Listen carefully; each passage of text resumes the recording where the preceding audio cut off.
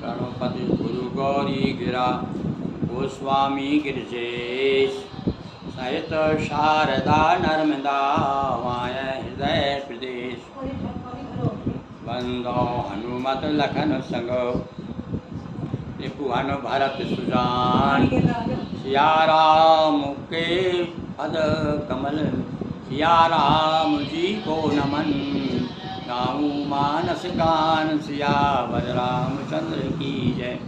बोलिए श्री सीताराम जी महाराज की जय। श्री नर्मदा मैया की जय। अखिलेश्वर महादेव की जय।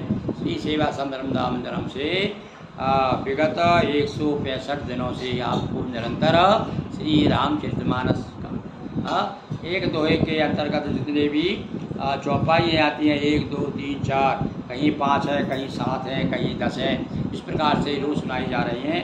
और आज जो प्रसंग कहाँ तक आ गया हमारा, सबसे पहले ये कथा रामचरितमानस की भगवान की कथा जो है प्रयागराज से शुरू होती है।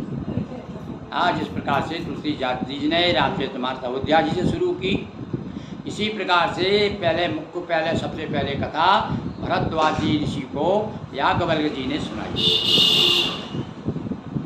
और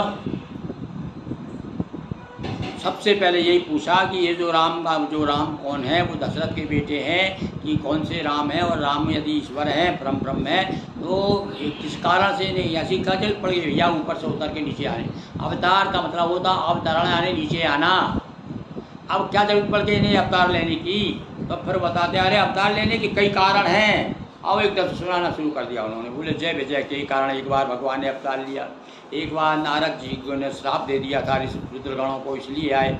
एक बार मनुष्य शतरूपा ने बहुत तपस्या की थी, तब भी भगवान को आना पड़ा, क्योंकि भैया वो तो भक्त के बस में है भगवान।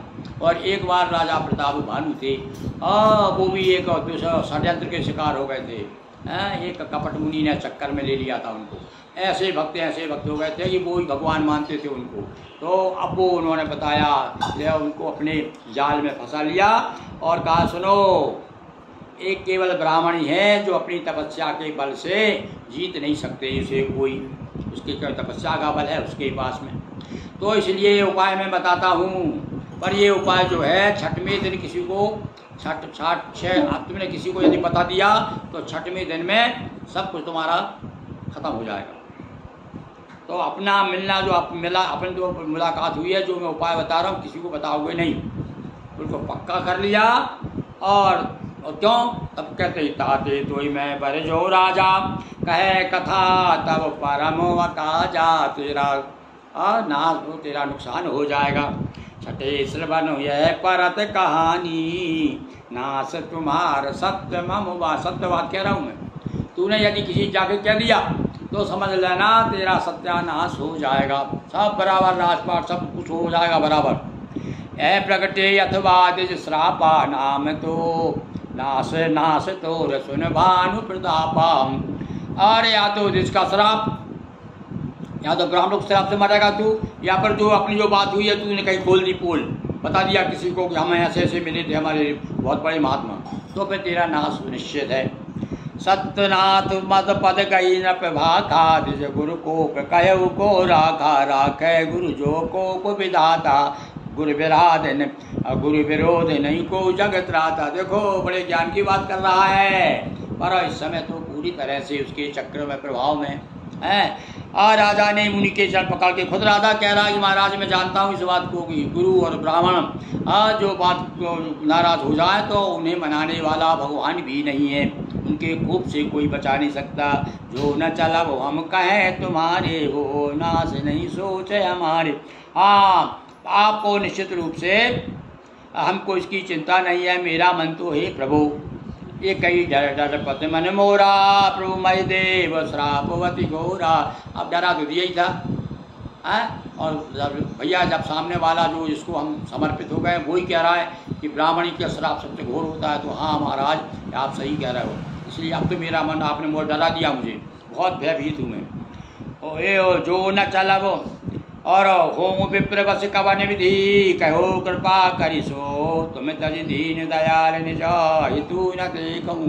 यहाँ ब्राह्मणों की महिमा बताई, क्या कह रहे हैं राजा खुद कह रहा है महाराजा आप उपाय बता दो ब्राह्मण हमारे बस में हो जाए। अरे ब्राह्मण कैसे बस में होंगे, आज तक किसी के बस में नहीं हुए हैं, क्योंकि तपस्या का बल है उनके पास में, वेदों का ज्ञान है। तो कह रहा है कि आप ऐसा कर दीजिए, आप तो बड़े दीन दयाल हैं, आपके समान मेरा कोई हितु नहीं है। ऐसे ही होता है, आदमी जब दूसरे के प्रभाव में जाता है तो फिर औंधा गिर जाता है, दंडवत बार बार पुनः पुनः करता है, कहता है प्रभु आपके सिवा तो मेरा कोई दूसरा नहीं। अब इस प्रकार से जब कहा, अब तब बड़ा पक्का कर लिया उसने कि हाँ ये कहीं मेरा रहस्य नहीं खुलेगा, मैं तो सुरक्षित रहूँगा। जब इतना जान लिया तब आगे की विधि कपट मुनि बताते हैं, वो हम आपको कल बताएंगे। बोलिए सियावर रामचंद्र की जय, पवन सुत हनुमान की जय, बटुक भैरव देव की जय।